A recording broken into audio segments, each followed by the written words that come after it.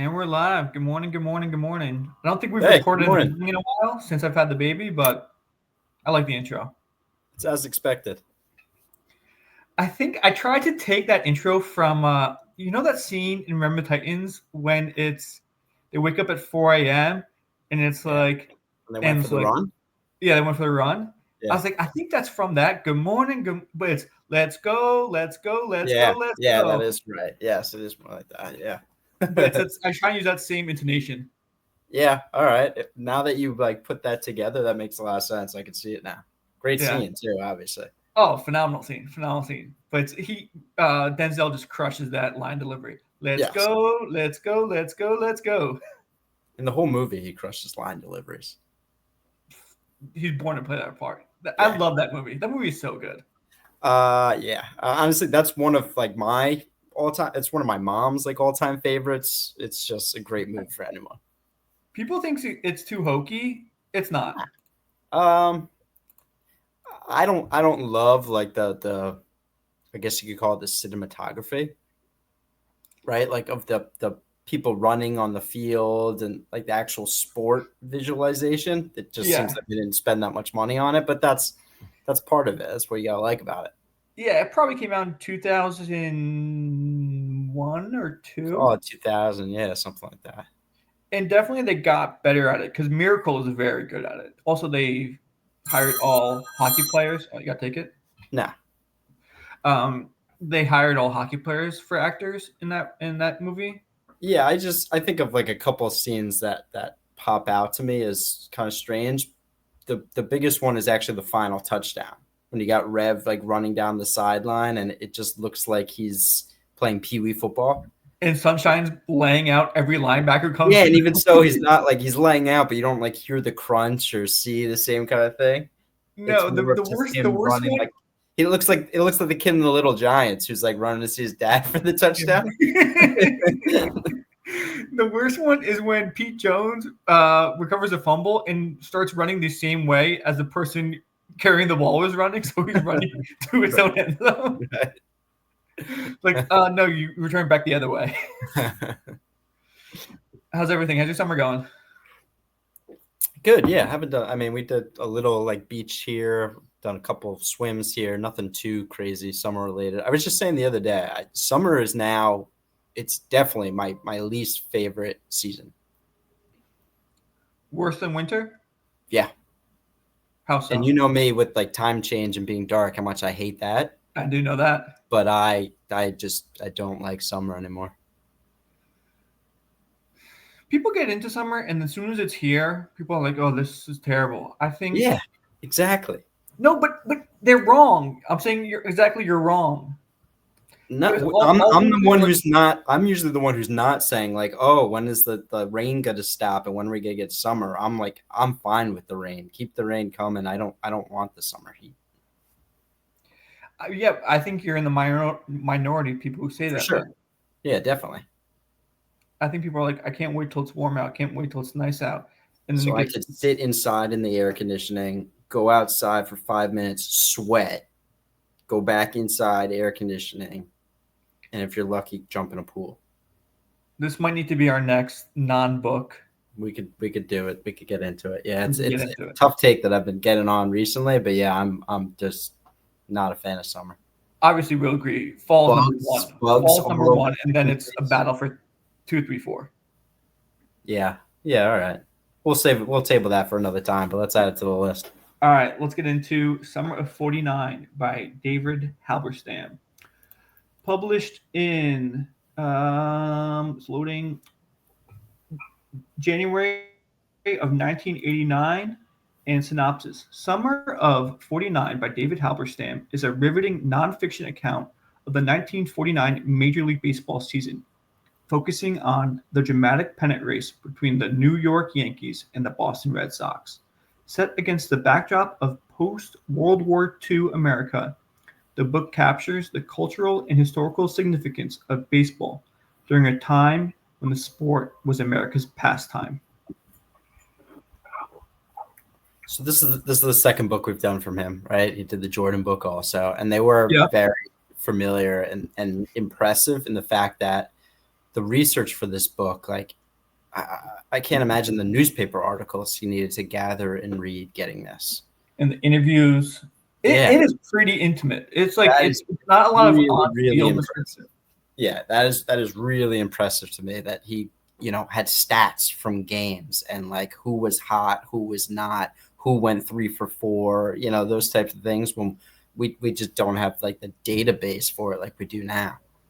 Deeper is like, okay, first pitch fastball in, second pitch fastball in a little higher, and then slider. Ted Williams was expecting the third pitch to be a curve, or it was so good. I love all that stuff. Crazy.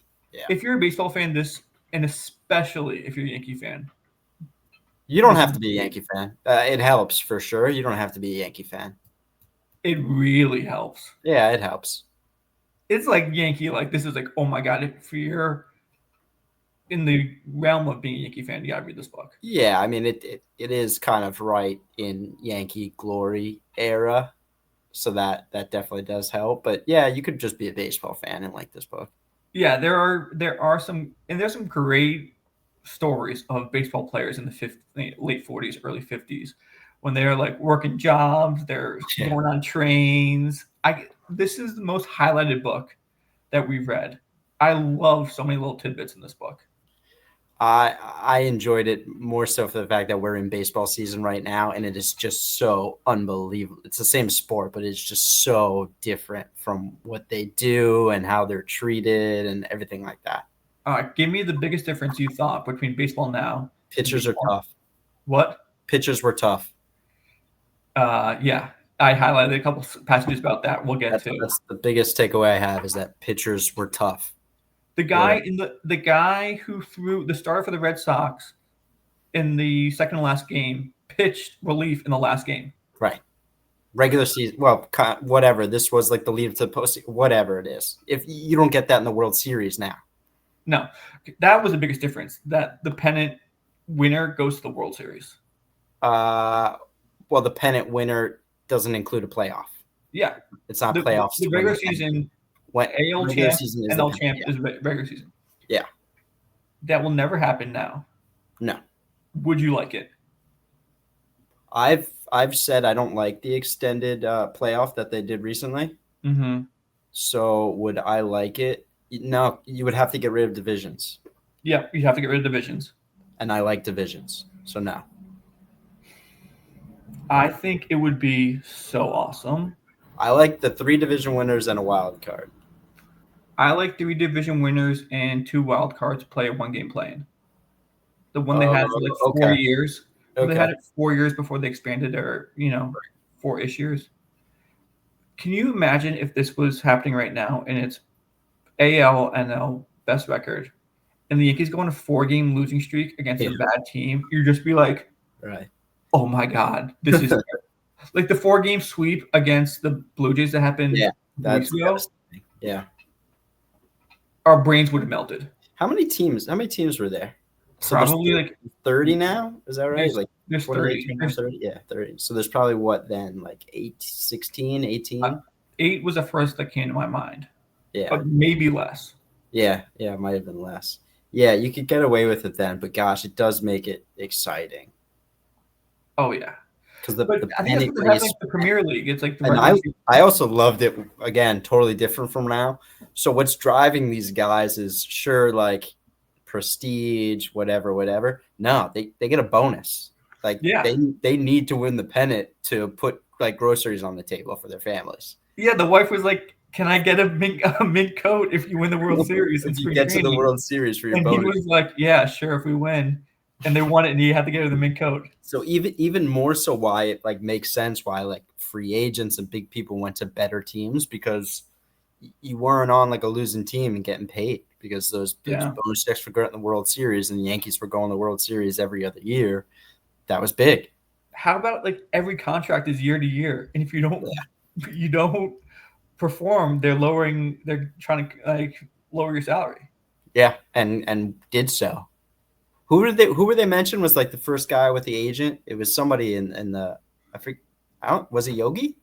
No, it was a really interesting. Yeah, it was one of the characters who was like the first guy to like get an agent and use an agent. Yeah, I forgot. He had an agent for like external things, right? For like endorsements, and then Yeah. they were worried. But then that guy ended up representing. Yeah, that agent ended up representing him. Yeah, I don't know why I'm thinking it was Yogi, but whatever it was, yeah, this is the dawn of, I don't even want to say the dawn of free agency. This is the dawn of agents uses, which is cool. And, yeah, I thought it was so interesting. Like, okay, year to year, and then you try and get DiMaggio because he's the big ticket player, even though he's not as good anymore. What's kind of crazy about it too is it's not just year to year where you bounce around from teams. It's year to year is you go back to the minors and you have to start the process all over again. Like you basically have to go try out again. It's not just like, oh, I'm playing for the Yankees one year, the Red Sox another year, and you just bounce around. No, you got to like start from scratch. Also, the minor leagues are wild. Like Minor leagues. That passage when the Yankees could have had Willie Mays, and then the later passage when they could have had Ernie Banks. I'm just like, you guys are idiots. When I was thinking about that, the only thing I was thinking was it worked out okay. It all worked out fine. It worked out pretty well. But then it was like, holy smokes. Yeah, that's the Yankee fan in us being like, more. We need more. We could have had more. Yeah. I gotta read a couple passages because some of them are straight up your alley.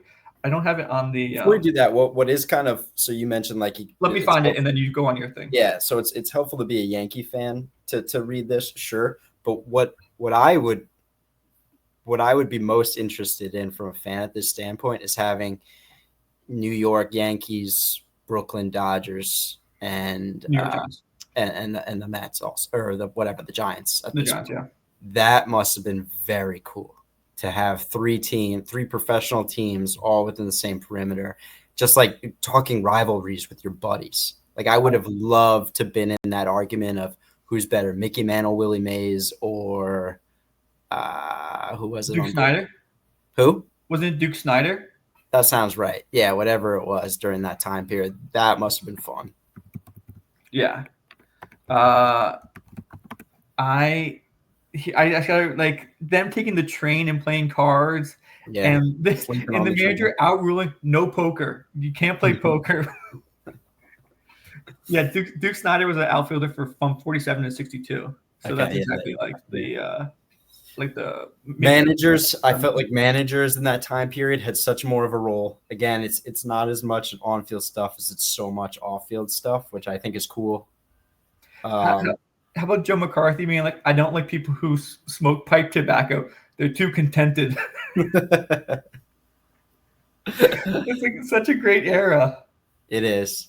The era, I mean, it is the era of the newspaper writer too. So I liked how they were making it seem like your local guy who's following your team, like your beat writer, was a prestigious position. Like that was great. Yes, basically, yeah. Which it was cool. Newspaper and radio, newsper and radio. That was a great pass. Cool.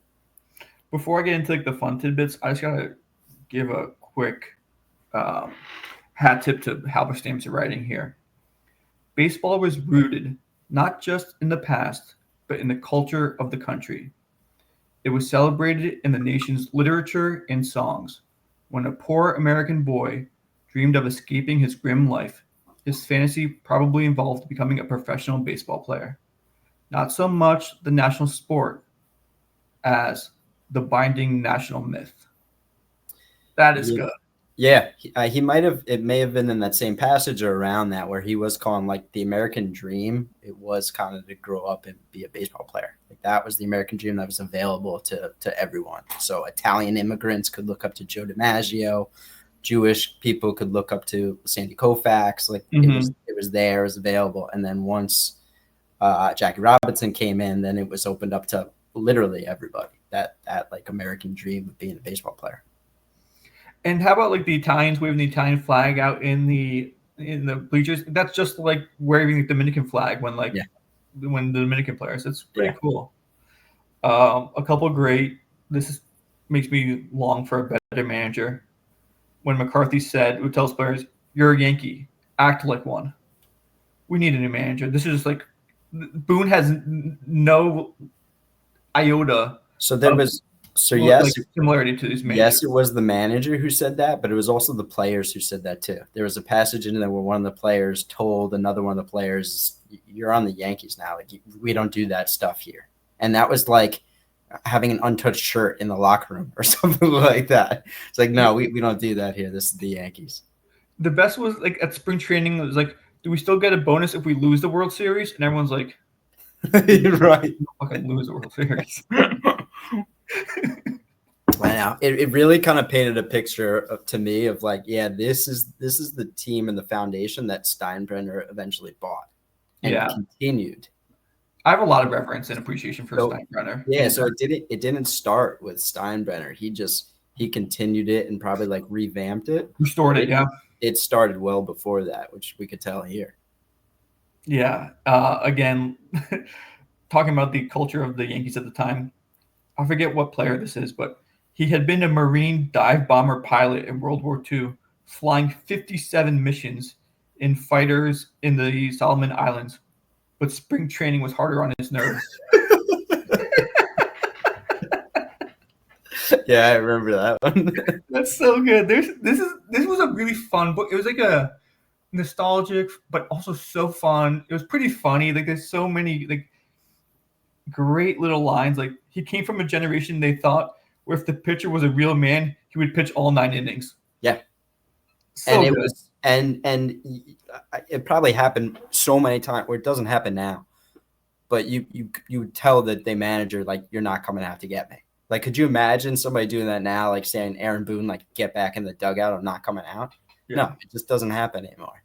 But telling your catcher, like, shut up, put your fingers down, and I'll throw the ball there is awesome to me. Like, one guy got a roll and just started throwing only fastballs.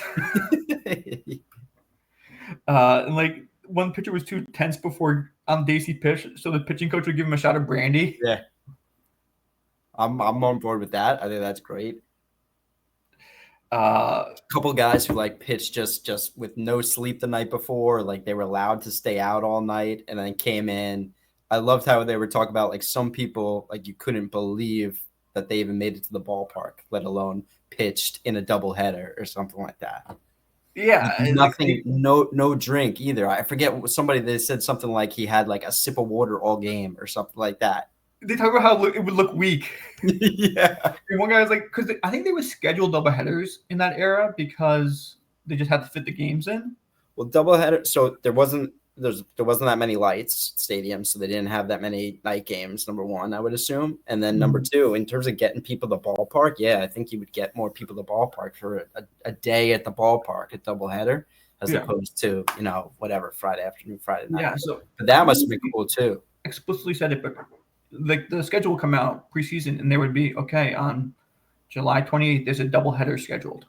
It's not like a rainout doubleheader. No, doubleheaders. I think were every week or every 2 weeks or so you had doubleheaders, I would assume. Yeah, like to the point, like there was a curfew on Sunday baseball in Philadelphia in those days. An inning could not be started after 6 p.m. Yeah, I was gonna say it was early, right? Just stop the game. Yeah, so you better start that game at 1.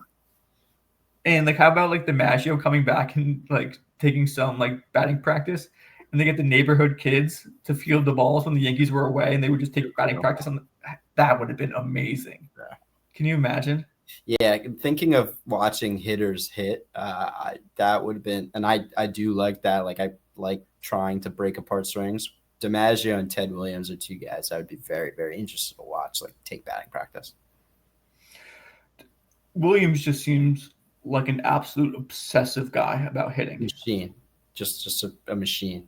I love how he talks about like how he really didn't care about fielding. Not that he was a bad fielder, but he was like, all I cared about was hitting. I'm the best hitter there is. Yeah. Yeah. That was cool. I liked how much it seemed like he liked hitting. Or like he finished the batting practice session. It was just like, gosh, that was fun. I could do this all day. God, I'm the best. Speaking of, they're holding what, like 38-ounce bats, barehanded, like sweating like nothing else probably, and just loving every second of it. And he lived like in the hotel, so it was close to the stadium. Like he just like loved to be there. So it happened like they wouldn't go to movies because they thought it would hurt their eyesight. That's a good one. There's so many. So who do you think is more interesting from a person or personality perspective, DiMaggio or Williams? DiMaggio. Yeah, the But fact that I could get on board with like a biography about Ted Williams also. yeah, they're both, but I just think culturally, you have to. The answer is probably DiMaggio because what he No, represented. 100%. I mean, immigrant father coming up, Italian kid, brother His in the brother league, wasn't bad too. middle brother in the league. He was a good player. Yeah. Yeah, no, it has to be. We should probably. I mean, we won't do a DiMaggio book for a long time, but I would definitely read a DiMaggio biography because what he represented to American culture at that time doesn't seem like the man he was. Super shy, Yeah. you Yeah. know, unassuming.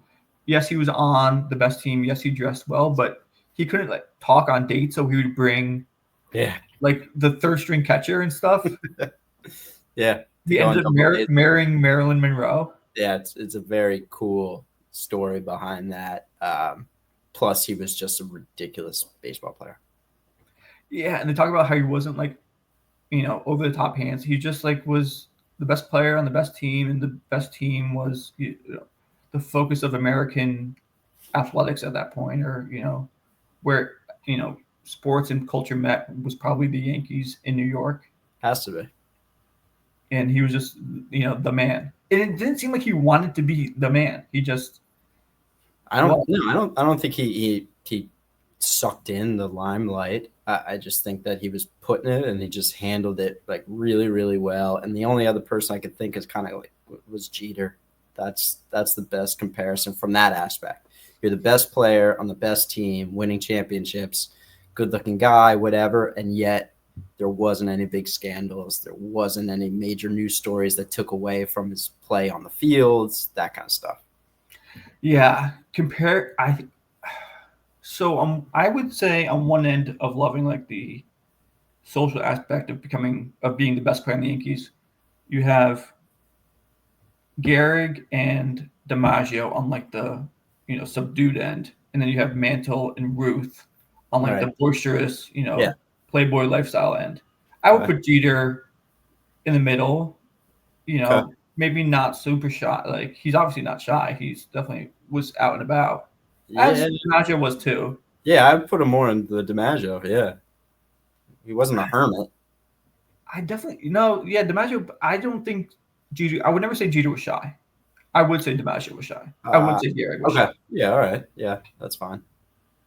How about the time when that liner ripped through Phil Rizzuto's glove? Glove. Yeah. If that happened now, I can't imagine how pissed everyone would be. I also completely appreciated that because, yeah, if I have a glove that works, I'm never getting rid of it. Yeah. It would have to be restored 3 times a year. And I would have been that would have been, I'm so like knock on wood about that, yeah, I would have done the exact same thing. So I would overall, was this more of a baseball book or more of a cultural book?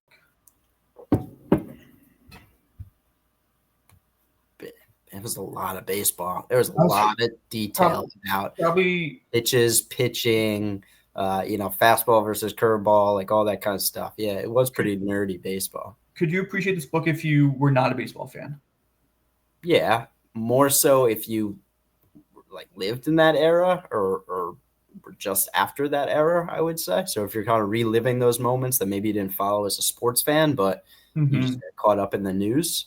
But no, if you're not a baseball fan and you're just reading that book right now, no, I don't think it does anything for you. And especially because I know the names Berra and DiMaggio and Williams and Pesky. There's a lot of players that they talk about who I've never heard of. Yeah.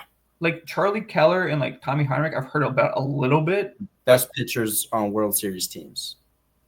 And we never heard of them before. Lopat, I've heard of like if you show me a picture of him, I'm like, that's a Yankee. I don't know who that is. Yeah, no, I think that's pretty cool too. They were the best pitchers, not on like the championship team also, but like in the league, and we don't know. So I think that'd be pretty hard because if you're not a baseball fan, you barely know who DiMaggio is. Yeah, no, those are just random names. Yeah. Yeah. So must read for Yankee fans and probably Red Sox fans. Should read for baseball fans, and then Baseball.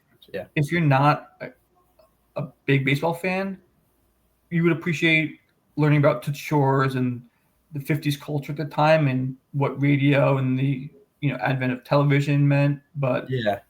it's a lot of baseball. And yeah, more so if you were a kid in that era, just to kind of relive some of that, I think would be cool. But otherwise, probably doesn't do anything for you. I mean, you can't. It's hard to imagine a baseball game happening with your favorite team without knowing what happened until sometime the next day. Yeah. I mean, I watch a baseball game on TV or listen to the radio, and I think that my rooting like has something to do with the action on the field. Having to wait a full day would be crazy. It'd be terrible. All right, I have a couple more things highlighted, but I really like this book. I laughed. I thought it was like people were funny. Halberstam is a great writer. This is definitely better than Playing for Keeps. I think so too. Yeah, of the two that we've read from him so far, yeah, I think I like this one better. I'm ready to give a grade and then talk about whatever else you want to talk about. If you got anything else, have at it. Go ahead with that then. Let me just see what I gave that one. Okay. Yeah, I'm good. Yeah, I'll go first then. I would say it's like 6-7 for me. Whoa. What didn't you like about it? Nothing. It's just I don't know how many people would like this book as much as we did. Yeah, this is our reading. Yeah. Yeah, so Okay. for me it's like a 6-7, but this isn't a book that I would hand out to everybody at the beach and say, hey, you got to read this thing. So you're saying a 9 is, or 9.5 is a must read for everyone? Yeah. Yeah, wide audience, I would say. This one's more on the nerdier baseball summer fan base. Yeah, that makes sense because you've given 10s to Gates of Fire, Plum Island, and Old Man to Sea, and those are pretty wide audience books. Yeah, those are books where I have and would recommend them to people I meet. They just say, hey, here's a book. I'm stuck now because now you got me rethinking my score because I was going to give it a very high score. Still can. All right, I'm gonna put it up with my top 2 books. I'm giving you a 9.6. Okay. I'm saying this is what I think about the book. This is what I would give it. You have to admit that this is a pretty big bias of you being a huge Yankee fan, right? And I am also, but it's very much a bias. It's a 9.6. It's a 9.6 for a Yankee fan. It is a 9.6 for a Yankee fan. Yeah. It's probably a high 8s for a baseball fan. Okay. Yeah. And then a 6-7 for general audience. Okay. Yeah. So we took a little different approach there. Yeah, I did enjoy it, especially good summer book, good baseball season book. Did you find it as funny as I found it? I thought it was very funny. Yeah, I thought it was comical, especially when you compare the differences to today versus then. Yeah, I was laughing thinking about the manager's approach. Yeah. And then thinking about you. Well, that's part of it too. As I'm reading this book, I'm like, yes, we need more of this. I know exactly. That. And then I'm just thinking to myself, this is never gonna happen again. It's kind of sad that things just move forward and don't. But that's why it's fun to appreciate the books where this is kind of detailed. Yeah, no, it definitely is. Yeah. But gosh, to know that this was 70 years ago, 80 years ago, and just not never coming back. Yeah. I mean, just the pitching stuff gets me. Like, you're a wimp if you don't complete a game was awesome. I would love to be like in baseball. They just can't. They can't. I know. All right. You want to do anything? You want to touch on? You got any summer movies? You want to do Giants training camp coming up? You got. We'll catch on Giants probably next month, right? Yeah, that'll be more training camp. How about like next books? You want to go over like the next 1 or 2 that we're thinking about? I put 2. I updated the sheet. So we got Red Badge of Courage by Stephen Crane next. Yep. Then Dave the Jackal after that. We are going to do that. And so what was your reason for picking that one again? That's something you heard about or you saw the news about the author? I believe the author just passed away recently. Right. And it's a spy novel. I don't know if we've done a spy novel yet. Not in a while. I mean, if you call James Bond's Yeah, yes, spy honestly, novel, we should. yeah, but that's kind of whatever. Yeah, he passed away in June, early June. The author. Okay. And I put Undaunted Courage by Stephen Ambrose, just because I have it. I didn't want to forget it, but we Okay. don't have to do it. All right. If you want to do another one, I mean, I'm open to anything that you want. I just didn't want to forget it. All right, yeah, keep it on the list, but let's go with the first two here, and we'll see if we need a break after Day of the Jackal to do something completely different or continue on that trajectory. Awesome. I think Day of the Jackal is pretty good. I've heard good things. Yeah. Okay. Cool. It's a Yeah, great title. Oh, awesome title. Yeah. All right. How's anything else? You excited for this Yankees second half? You apprehensive? You checked out? Do you think they're gonna pick up somebody? I don't know who would they trade? They don't have a good farm system. It would probably be more of like a money thing, like some team, and the Yankees would just have to pick up like an entire salary or something like that. I would think. I don't want them to touch the farm system, to be honest with you. Granted that I have such a problem with the Yankees development anyway. So I look at the guys in the farm system. I just think, oh, how are they going to ruin this guy? So you might as well get a proven pro versus a prospect, because the Yankees are just going to ruin the prospect. Yeah. But yeah, I mean, they're pretty, I would say they're desperate. Wow. This season is out for me and has been out for me since Garrett Cole went down. So I'm looking forward more towards next year. So no, don't blow anything up to try and win this year to like screw things up next year. That's the position I'm in. So do the best with the pieces you have, or minor. Fire Aaron Boone, and try and develop some of your younger talent. Yeah. And okay, so Volpe's not coming back next year as shortstop. That's a tough call. He's not good. I mean, I agree with you, but yeah, that would be a tough call, especially because, gosh, these dopes were hyping him up as the next Derek Jeter 3 years ago. Like, I know. Losers. I know. But again, is that him? Is it development? Is it Aaron Boone moving him up and down the lineup every freaking week? Yeah, I think a lot of it has to do with that. And I think they screwed him up from day one, trying to get him to hit 25 home runs in Yankee Stadium.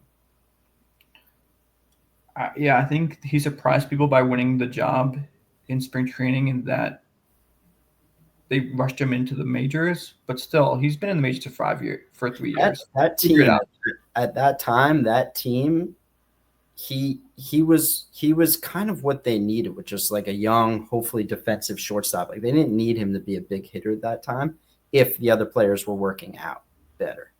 Mm-hmm. But now it's been a couple of years. They need a bat at shortstop and somebody to get on base and run around and stuff like that. He just never has been that. Yeah. I think it's going to be competition. At least he's no longer shortstop. Yeah, we got to bring someone in to compete with him. Yeah, I mean, can he move anywhere else? I don't even know if it's worth that. Yeah, that would be a very sad and one of the probably biggest busts, I would think, of recent history. Yeah, that would probably be up there. All right, last we'll do 1 minute. Who is the biggest Yankee bust disappointment prospect of this era? Oh, I had such a list in my head the other day. I think there's only one answer. You're saying the biggest? Yeah. Does pitching count? Because gosh, their pitchers are so brutal. How long do you consider this era? Like post Jeter, like when they've been trying to compete with the Astros and. All right, so Dodgers. Phil Hughes and Jabba are two. Well, no, it's earlier. That's too early. Like the Aaron Judge era.